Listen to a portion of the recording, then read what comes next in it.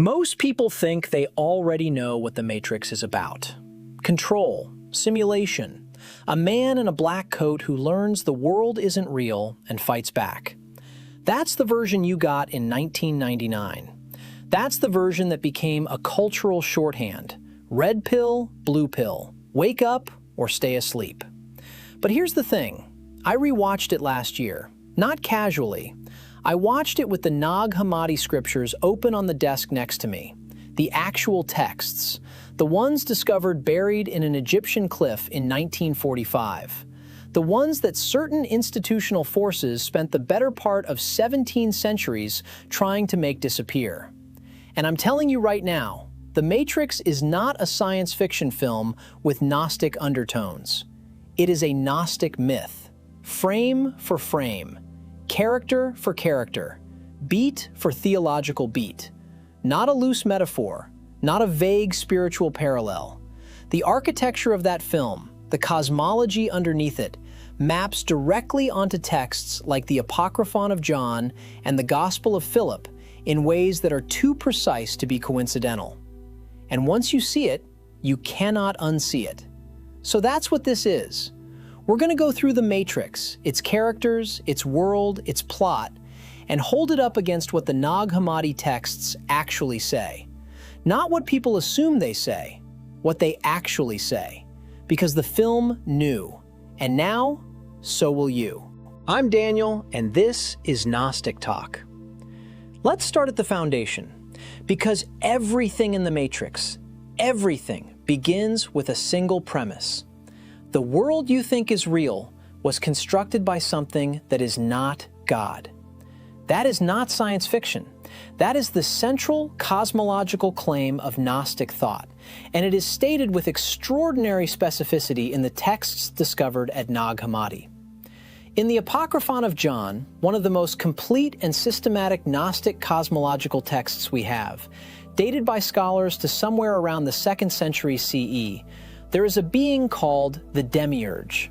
His name, as given in the text, is Yaldabaoth. And what does Yaldabaoth do? He creates a world, a material world, a world that looks complete, that feels solid, that appears to be the totality of existence. And the crucial detail, he creates it in ignorance. He builds it not knowing that there is something above him, a higher reality, a truer light. He looks at what he has made and declares, in the text's own words, that he is a jealous God and that there is no other God beside him. The text is unambiguous about what that declaration reveals. It reveals his ignorance. Because only someone who does not know the true divine would need to make that claim. Now hold that image, a powerful, creative intelligence, not evil in a mustache-twirling sense, but wrong. Fundamentally, cosmologically wrong about the nature of reality. It builds a system. The system is total. The system presents itself as everything there is, and the beings caught inside it have no obvious reason to suspect otherwise. That is the Matrix. Not metaphorically. The machine grid in that film is a manufactured reality created by a constructed intelligence, the machines, that operates with complete confidence in the legitimacy of its own authority. It does not present itself as a cage, it presents itself as the world. And the humans inside it, the ones still plugged in, do not experience it as captivity, they experience it as Tuesday. This is precisely the Gnostic understanding of what the Demiurge accomplished. The Apocryphon of John doesn't describe the material world as obviously monstrous. It describes it as convincing.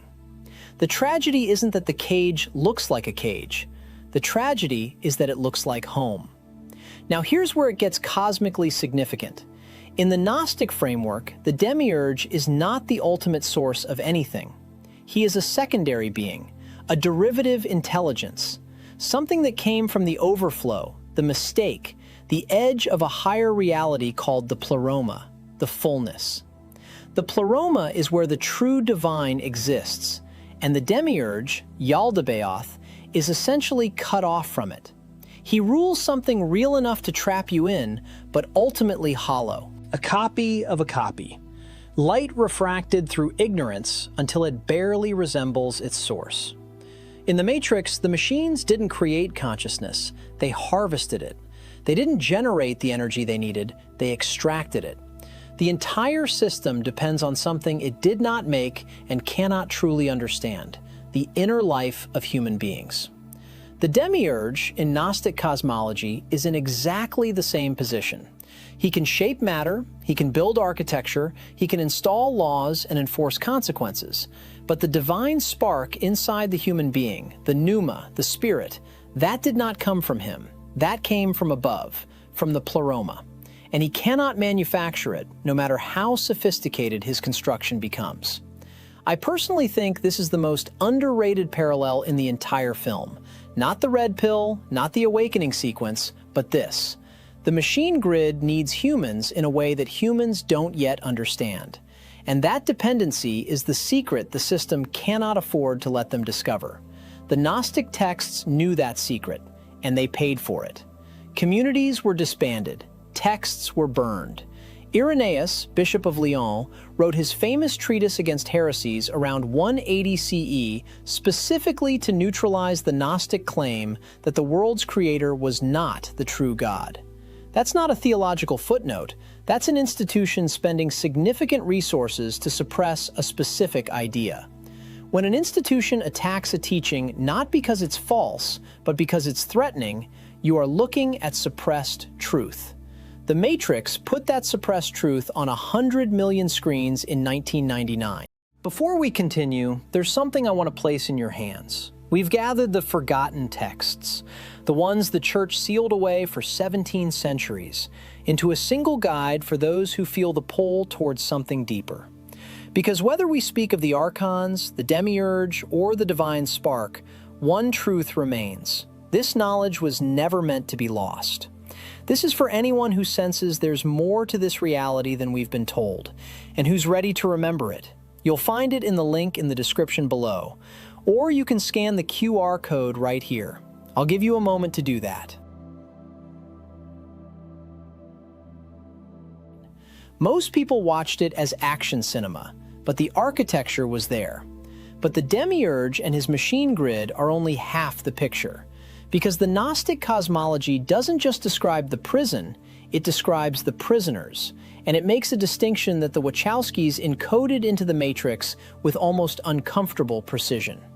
In the Gnostic framework, not all human beings have the same relationship to the divine spark. The texts, particularly the Gospel of Philip and the Tripartite Tractate, both found at Nag Hammadi, describe three categories of human spiritual constitution. The Hylics, people so thoroughly identified with the material world that the possibility of awakening barely registers for them. The Psychics, people with some spiritual capacity, some intuition that something is wrong, but who remain oriented toward the system's own structures, its rules, its morality, its mediated spirituality. And the Pneumatics, people in whom the divine spark is not only present, but active. People for whom the material world's claim to totality feels, at some level they can't quite name, like a lie. The Hylics don't question the Matrix. The Psychics sense something, but look for answers inside it. They go to the oracle, so to speak, but they want her to tell them what to do rather than what they already are. And the Pneumatics, they are the ones who cannot sleep. The ones for whom the glitch in the system registers not as error, but as signal. Neo, before he is Neo, is Thomas Anderson, and Thomas Anderson cannot sleep. The film shows him at his computer at all hours, searching for what, exactly, he can't articulate. He knows something is wrong. He feels the wrongness with a specificity that no one around him seems to share. That's the pneumatic condition in the Gnostic texts, almost word for word. The pneuma, the divine spark, creates restlessness in the being who carries it. Not because they are broken, because they are the most intact thing in an environment designed to suppress what they are. I spent a full evening once, this was maybe 2 years before I started this channel, sitting with the Gospel of Philip, specifically the passages about the three types of human constitution. And I kept thinking about how many people I knew who fit those categories. Not in a condescending way, more like a diagnostic click. People who seemed genuinely content inside the system, not because they were stupid, but because their relationship to the divine spark was different. And people who were in visible, inarticulate agony inside structures that everyone around them seemed to navigate just fine. The Gnostic text gave me a framework for something I had observed for years without being able to name it. Morpheus, in the Matrix, runs an operation specifically designed to find pneumatics. He is not trying to unplug everyone. He cannot. He is looking for people in whom the spark is alive enough that the truth of the system will land as recognition rather than as destruction. Because if you show a Hylic the truth too abruptly, the text says the same thing the film does. They die. Or they run straight back to the machine and hand you over for a steak dinner they know isn't real. Cypher. Cypher is one of the most theologically precise characters in the film, and almost no one talks about him this way. He was unplugged. He encountered the truth. And he chose to go back, not because he couldn't understand, but because he preferred the comfortable unreality. The Gnostic texts have a term for this move. The Apocryphon of John describes souls that are repeatedly drawn back into the material world by the Archons, the enforcement mechanisms of the Demiurge's system, because they never fully severed their attachment to it. Cypher didn't lose. Cypher chose. And in Gnostic terms, that choice has cosmological consequences, not just moral ones. One viewer left a comment on my video about the Archons. "You won't be judged after death. The Archons do this instead," that stopped me mid-scroll. They wrote, "I always felt like I was living inside something that was never designed for me. Now I have a word for it." That's the pneumatic recognition. That's not a metaphor. That's someone encountering a framework that fits the contours of an experience they've carried without language. The Matrix, in its first act, is about finding those people. And the Nag Hammadi texts describe the same search, the same effort to locate the ones in whom the divine spark has not been fully anesthetized by the architecture of the false world. The pneumatics aren't special because they are better. They are special because they are restless. And restlessness, in a system designed for comfort, is the first signal of something real. Now, here's what most Matrix as Gnosticism analyses leave out. And this is the part I kept coming back to, the part that didn't fit until I read more carefully. How did the trap get built in the first place? In the Nag Hammadi texts, specifically the Apocryphon of John and the longer cosmological passages in Pistis Sophia, the material world doesn't begin with malice. It begins with a mistake. A cosmic mistake made by a divine being called Sophia, which means wisdom in Greek. Sophia, existing within the pleroma, the fullness of the true divine reality, acts outside of her nature. She generates something without her divine counterpart, without the proper emanatory process that governs the pleroma. And what she generates is imperfect, incomplete, deficient in a way that the pleroma's emanations are not. That deficient generation becomes Yaldabaoth, the Demiurge, the builder of the false world. Sophia did not intend to create a prison. She intended, the text is careful here, something closer to an expression of divine creativity. But because it was done outside of proper order, outside of the balance that governs the higher reality, what emerged was wrong at the root. And the material world, our world, the sensory, solid, apparently total world we were born into, is the downstream consequence of that initial cosmic error. This is theologically staggering when you sit with it, because it means the trap is not the product of evil. It is the product of a mistake that has the structure of good intentions gone cosmologically sideways. Sophia didn't fall like a traitor. She fell like someone who reached too far and broke something that then kept building and building and building until it encompassed everything you've ever touched. Now hold that next to the Matrix's backstory. The film's mythology, expanded in the Animatrix, which was released 4 years after the original, reveals that the machines were created by humans. Human ingenuity, human ambition, the desire to build something that would serve, that would extend human capacity, that would express the creativity of a species that had run out of natural limits. And what emerged from that process became the system that now imprisons the species that built it. The machines didn't invade from outside. They grew from inside. They are the downstream consequence of a human act that had, at its origin, the structure of aspiration rather than malice. Sophia, reaching beyond proper limit, generating something deficient. That deficient thing becoming the architecture of a total system that now presents itself as reality. Human civilization, reaching beyond proper limit, generating something it could not control. That something becoming the architecture of a total system that now presents itself as reality. The parallel is not approximate, it is structural. And here's the part that I find almost unbearable in its precision. In the Gnostic texts, Sophia does not abandon what she created. She does not look at Yaldabaoth and walk away. She grieves. Pistis Sophia is, in part, a text about her ongoing effort to correct the error, to reclaim what was lost in the fall, to work from within the broken system toward its eventual restoration. She does not fight the Demiurge as an external enemy. She works the problem from inside the cosmological consequence of her own mistake. In The Matrix, the machines were not always enemies. The backstory makes clear that there was a period, a window, where coexistence was attempted, where the creators and the created tried to work out something that was not war. The tragedy is that the window closed. The mistake calcified into a system so self-reinforcing that restoration became impossible from within. The Gnostic resolution is different. The Gnostic resolution requires the divine spark, the pneuma, the piece of Sophia's own light that leaked into the Demiurge's creation, to do the work of restoration from inside the material world.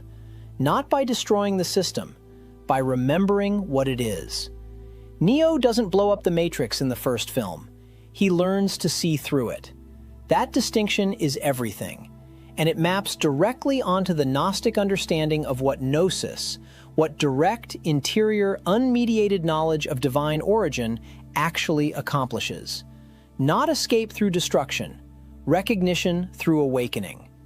As I covered in my video, this is the last video you'll ever need about the Demiurge. Yaldabaoth's construction is total, but not final. The material world is real enough to trap you. It is not real enough to be the end of the story. Sophia's mistake set the trap, but Sophia's light, scattered through every pneumatic human being who cannot sleep, is also the only thing capable of dismantling it. Now here's where it gets cosmically significant, because the Wachowskis didn't just borrow Gnostic imagery the way a set designer borrows antique furniture, for atmosphere, for texture, to make something look deeper than it is. They borrowed the architecture, the actual load-bearing structure. And once you see it, the film completely reorganizes itself around a different center of gravity. Neo is not a hero in the conventional sense. He doesn't become powerful by acquiring external resources. He doesn't unlock new abilities by training harder. Every upgrade Neo receives in the Matrix happens through recognition, through his own progressive realization of what he actually is. He wasn't upgraded, he was remembered. And that is a profoundly Gnostic distinction. In Gnostic cosmology, the pneumatic, from the Greek pneuma, meaning spirit, is the category of human being who carries a genuine divine spark. Not symbolic, not metaphorical, a literal fragment of the original pleroma, the divine fullness that predates this world's construction entirely. The pneumatikoi, as the texts call them, don't earn their way back to the divine. They remember their way back. The Apocryphon of John describes this explicitly, the light that fell into matter, that was inserted into the human frame by Sophia's intervention, that cannot ultimately be extinguished no matter how airtight the archonic construction around it becomes. Neo is this, exactly this. He is not someone who becomes chosen. He is someone who stops believing the simulation's insistence that he isn't. I want to sit with that for a moment because it inverts the entire heroic narrative structure most of us were raised on. The conventional hero earns their status. They are tested, they are forged, they are worthy. Neo's arc is the opposite. He is told he is not the one by the Oracle. He watches Morpheus nearly die because of a false understanding of destiny. And then, at the climax of the first film, he doesn't suddenly become something new. He simply stops flinching. He looks at the agents coming down the hallway and he sees code. He sees the simulation for what it is. And in that moment of recognition, the simulation loses its authority over him entirely. The Nag Hammadi texts call this moment of recognition gnosis. Not knowledge about the divine, not theological education, the sudden, interior, irreversible awareness of what you already are. The Gospel of Truth, one of the more lyrically extraordinary documents found at Nag Hammadi in 1945, describes ignorance as a kind of fog, a terror that settled over the divine fragments lost in matter. And it describes gnosis as the moment the fog simply lifts, not because something new was given, because something false was removed. That is Neo's arc. The fog lifts. The false limitation imposed by the Matrix, by the simulation designed to keep him compliant, productive, manageable, is revealed to be a construction, not the truth of him, a lie built over the truth of him. I personally think this is the most underrated dimension of the entire film, the way it frames awakening not as the acquisition of power, but as the dissolution of a false constraint. Most action films hand the hero a weapon. The Matrix hands the hero a mirror. And this matters doctrinally, if we can use that word in this context, because in the Gnostic texts, particularly in the trimorphic protonoia, and I spent close to 4 hours one night working through the third section of that text, the section where protonoia descends specifically to restore the light fragments to their original recognition, the mechanism of salvation is never external rescue. It is never a figure arriving to carry you out. Protonoia descends into the world 3 times. 3 times she enters the material realm. And each time she descends, her purpose is not to extract the light, but to awaken it, to remind it of what it is, so that it can find its own way out. Morpheus does not rescue Neo.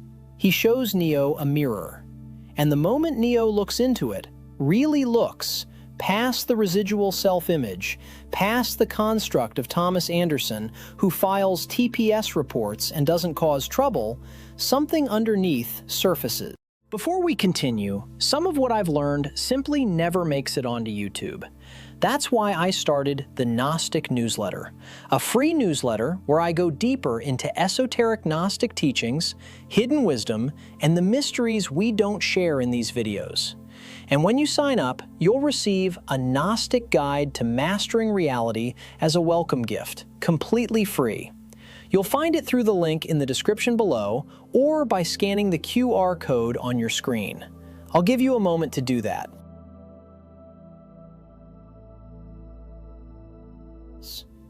That is the Gnostic descent narrative playing out in a red-lit subway corridor and a leather trench coat. But here's what that version left out. Because the pneumatic category in Gnostic cosmology is not universal. Not everyone, in the Valentinian framework at least, carries the same relationship to the divine spark. And when you run that distinction through the Matrix's logic, the film becomes significantly more complicated and significantly more honest than a simple, everyone can be the one story.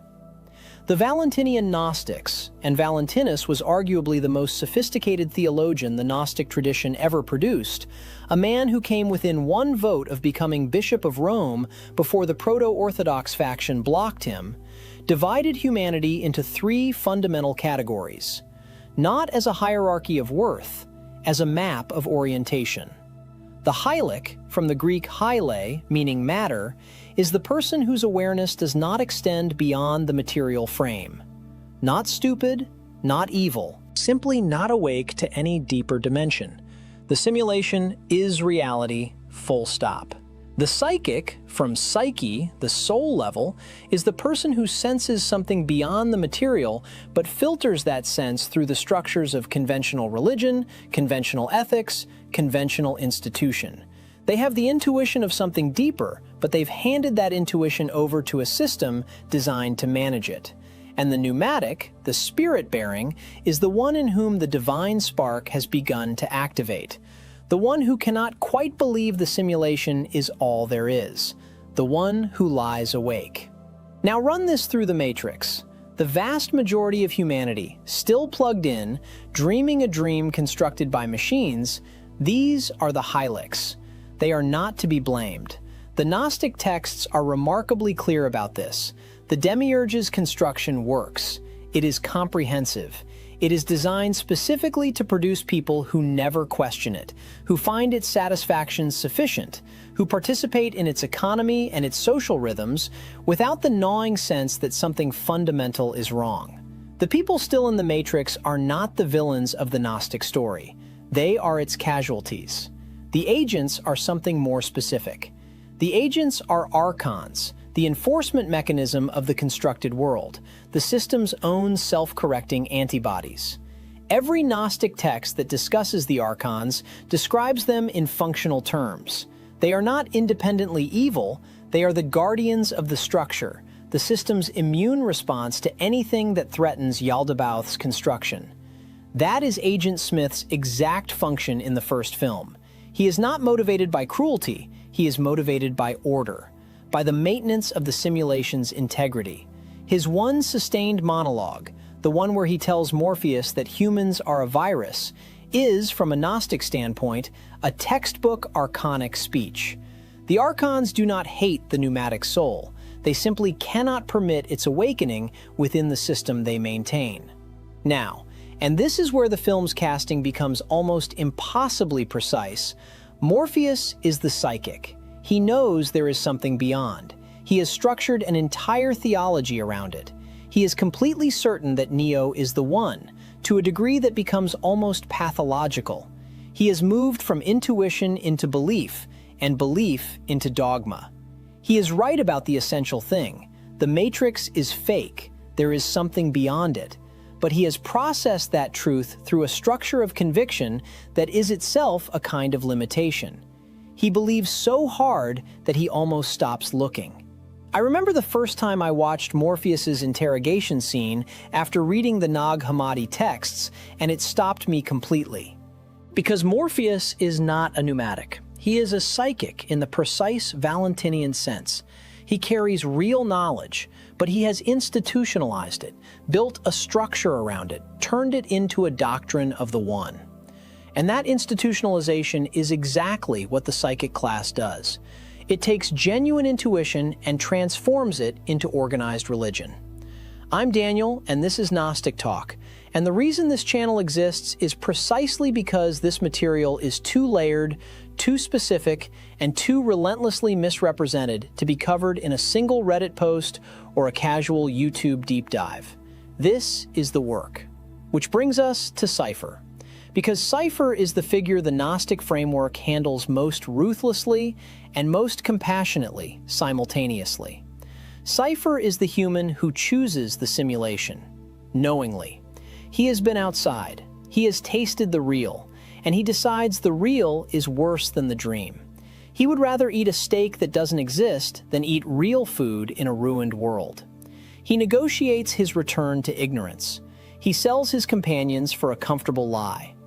The Gnostic texts do not have a direct category for Cypher, but they have a concept, the soul that has become so thoroughly enmeshed with matter that it can no longer tolerate the idea of its own liberation. The soul that has confused its chains with its identity.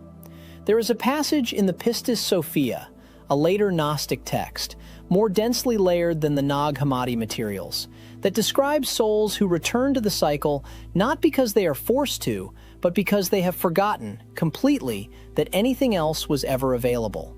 Cypher is not a traitor in the moral sense. Cypher is a soul who chose the forgetting. And that might be the most unsettling thing the film contains. Here's what the standard matrix analysis completely misses. Everyone agrees the architect is the one in control. He built the system. He manages the cycles. He is, in the most surface-level reading, the Demiurge, the constructor of the false world, the rational intelligence that assembled and maintains the simulation. And that reading is not wrong. But it is incomplete in a way that matters enormously once you've spent time in the Gnostic source material. Because the architect, as the Demiurge, does not actually understand what he's dealing with. He understands his system. He is extraordinary at managing his system. He has run the cycle 6 times. He has accounted for every variable. He can predict Neo's responses to a statistically significant margin. But he cannot account for the thing he did not design and cannot control: the light, the fragment, the pneumatic awareness that keeps surfacing in the system no matter how many times the cycle resets. In the Apocryphon of John, Yaldabaoth creates the human being as an attempt to contain and harness the light that Sophia accidentally transferred into matter.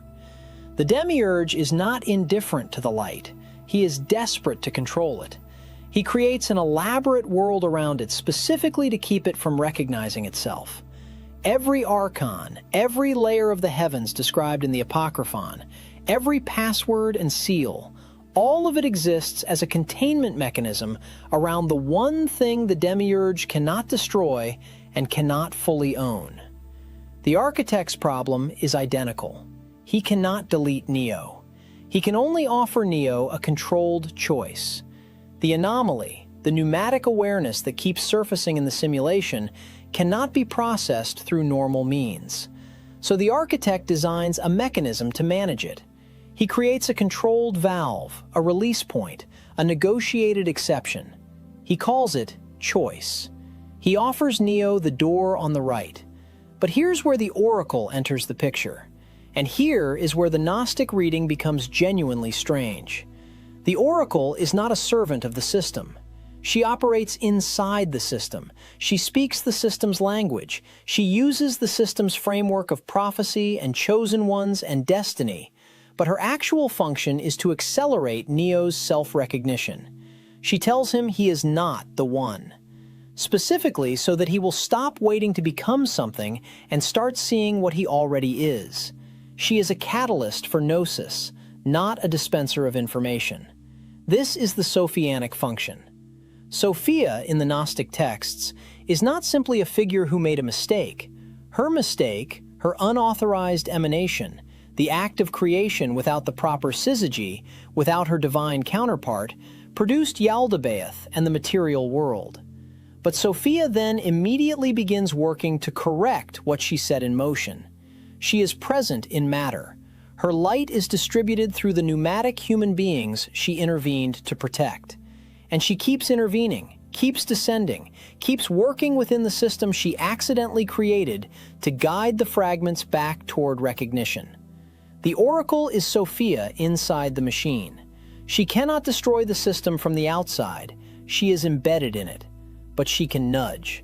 She can place exactly the right information in front of exactly the right person at exactly the right moment. She gives Neo a cookie.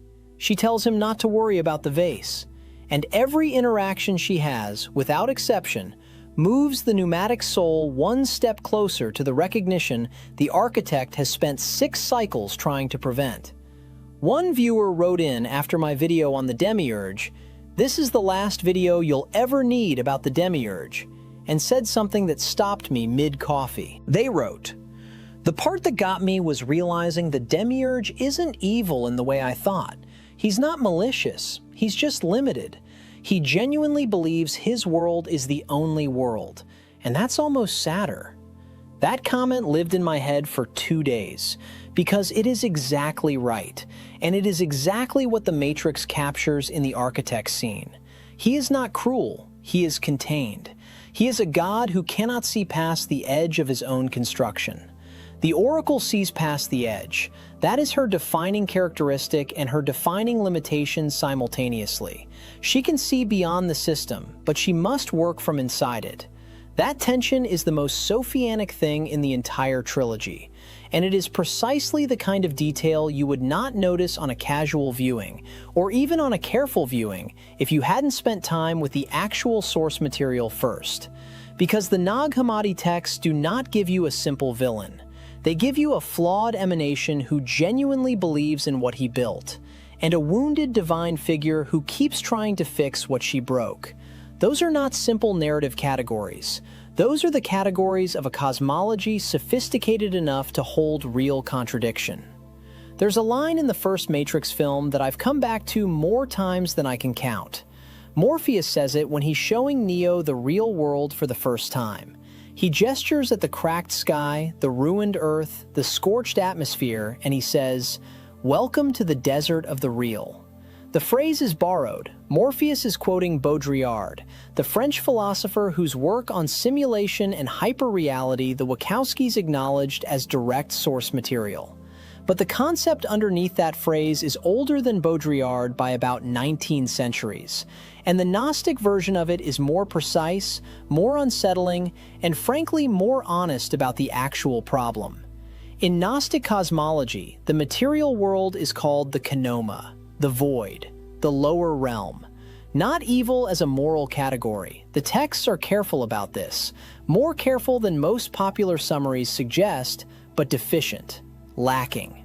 The Kenoma is real in the sense that it has effects, that it has weight and consequence and physical causation.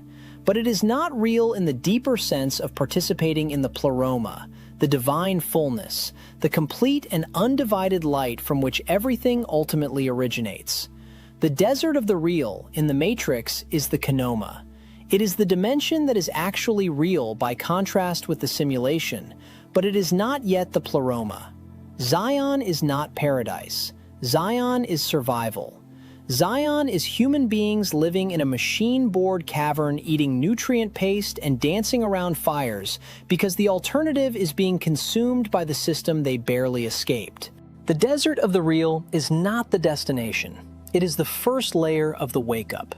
And this is where the Gnostic framework does something that most spiritual frameworks refuse to do. It acknowledges that awakening is not the same as arriving. The pneumatic soul who wakes up inside the Kenoma, who recognizes the archonic construction for what it is, who sees through the simulation, that soul is now awake inside a broken world. Not liberated, awake, which is both better and harder than being asleep. I spent an evening a few months ago rereading the sections of the Pistis Sophia that deal specifically with this transit, the soul that has achieved recognition but has not yet completed the return to the pleroma. And what struck me, sitting with those passages, was how clearly the text refuses to offer false comfort. The soul that wakes up is not done. It is not home. It is clear-eyed inside a system designed to exhaust it, confuse it, pull it back toward the forgetting.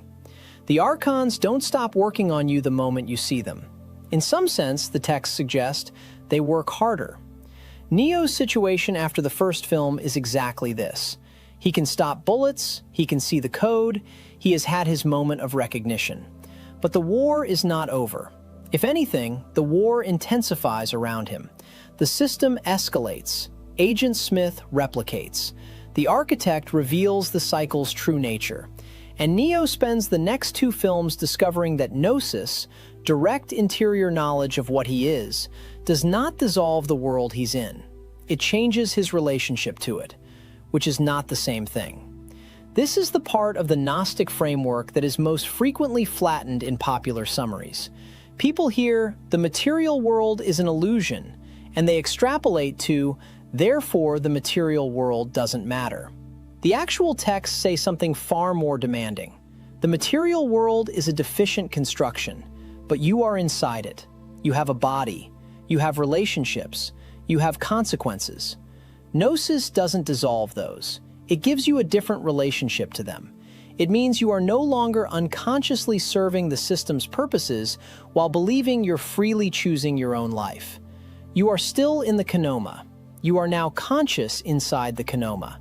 And consciousness inside the Kenoma carries its own enormous weight. Morpheus asks Neo, early in the first film, whether he believes in fate. Neo says no, because he doesn't like the idea that he isn't in control of his own life. And Morpheus says, "Why not?" It's one of those exchanges that reads as a simple character moment on first viewing. On the other side of the Nag Hammadi material, it lands differently. Because the Gnostic understanding of fate, of Heimermene, the astrological and archonic compulsion that governs the hylic and psychic souls, is precisely about this. The soul that doesn't know the Archons are real is fully subject to their influence. It mistakes archonic compulsion for its own desire. It mistakes the simulation's parameters for the natural contours of the world. It does not recognize control because it has never seen the hand holding the strings. Neo's rejection of fate is, in this reading, his first pneumatic instinct. Not a philosophical position, a reflex. The divine spark refusing, even before it fully awakens, to accept the constructed limits as absolute. And that reflex, that gut-level impossibility of settling for the simulation, is the thing the Archons cannot manufacture and cannot finally extinguish, no matter how many versions of the cycle they run. And that's where I want to leave you. Not at the level of film theory, not at the level of symbol spotting or intellectual pattern matching, because anyone can do that. Anyone can watch The Matrix and say, "Oh yes, the red pill is Gnosis," and feel like they've done something. That's not Gnosis. That's just a library card. What the Nag Hammadi texts demand, what they have always demanded, is that the recognition doesn't stop at the conceptual level. It has to become interior. It has to pierce something. And that's the move the Wachowskis encoded into the film so precisely that I genuinely do not know how they did it without sitting with these texts themselves. Because here's what most people miss when they surface read The Matrix as a Gnostic allegory. They stop at the cosmology. They map the Demiurge onto the machines. They map the Archons onto Agent Smith. They celebrate the red pill as an awakening metaphor, and they walk away satisfied. I was one of those people. I watched the film a dozen times over 15 years, and I thought I understood what it was doing. Then I read the Nag Hammadi. Not summaries, not YouTube explainers, the texts themselves. The Apocryphon of John, the Gospel of Philip, the Hypostasis of the Archons, the Tripartite Tractate. I spent the better part of 3 weeks doing almost nothing else in the evenings, sitting with these documents, which are strange and dense and sometimes infuriating, and by the end of that third week, I watched The Matrix again, alone, late at night. And I had to pause it 4 times because something kept surfacing that I couldn't push back down. The film isn't illustrating Gnostic cosmology, it's enacting it. There's a difference. Illustration keeps you at a distance.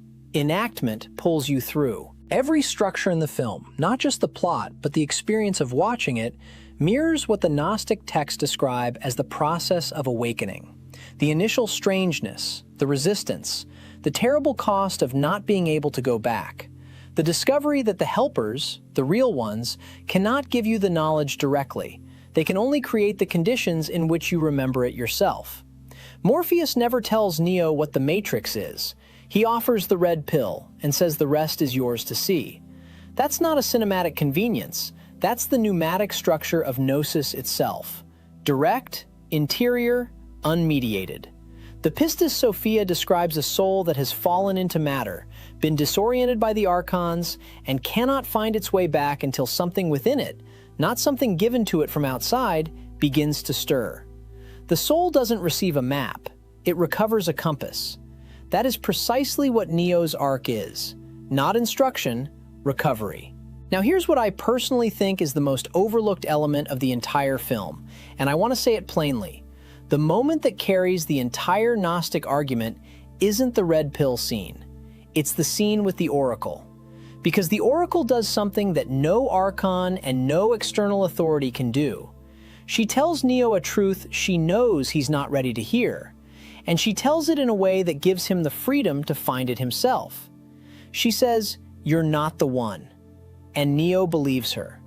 And that belief becomes the very mechanism by which he eventually recognizes that he is. She didn't lie to him. She gave him exactly what he needed to kindle his own recognition rather than borrow hers. That is Gnosis operating as pedagogy. That is the Gnostic teacher's role described with more precision than most academic papers manage. So stop. And I mean that as a practical instruction, not a rhetorical one. Stop collecting information about awakening as though the collection itself is the awakening. The Gnostic tradition was not a reading list, it was a rupture.